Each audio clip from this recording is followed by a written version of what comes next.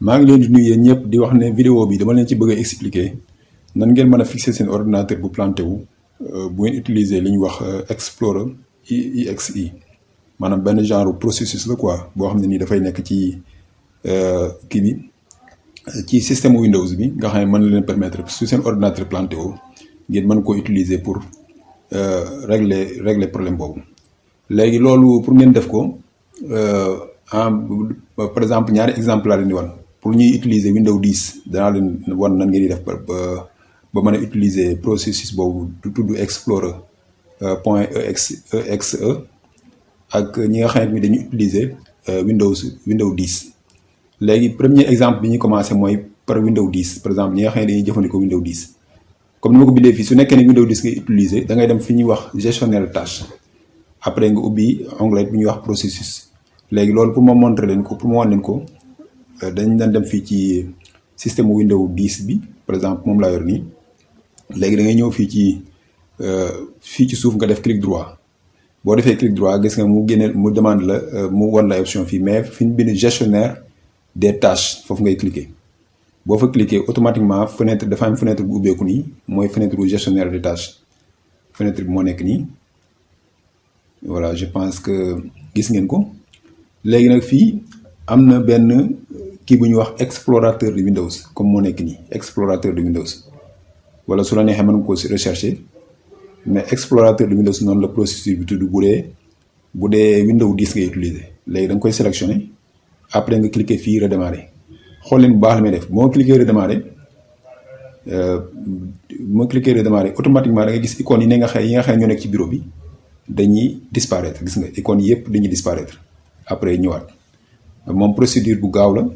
léegi bu ko defee moom day redémarrer wu bu redémarrer woo rek problème bi plantation boobu plante bi nga xam ne moom la ordinateur planté wu mën naa réglé wu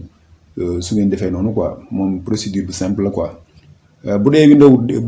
10 Windows 7 nag bu dee Windows 7 foofu c'est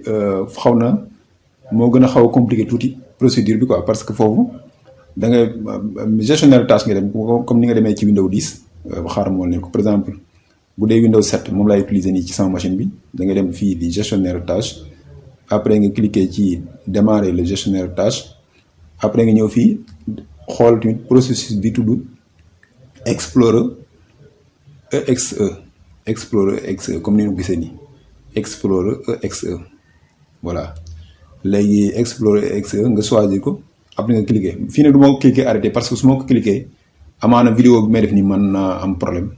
mais bu dee yéen mën ngeen ko def par exemple essayer quoi mais nag fii boo defee arrêté boo cliquer arrêté après daf lay demandé pour nga confirmer boo confirmer léegi comme ni ma ko bindee fii nii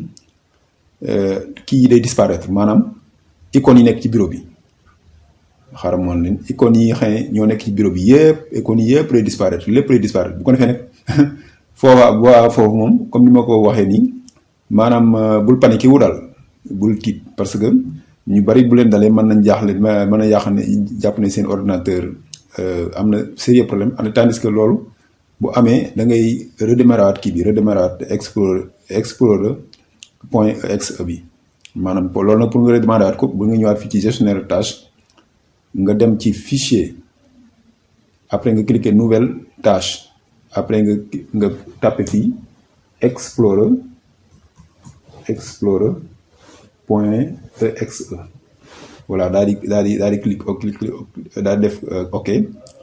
pour affaire bi redémarrer comme man li ma leen expliqué man mun ma ko def ci machine bi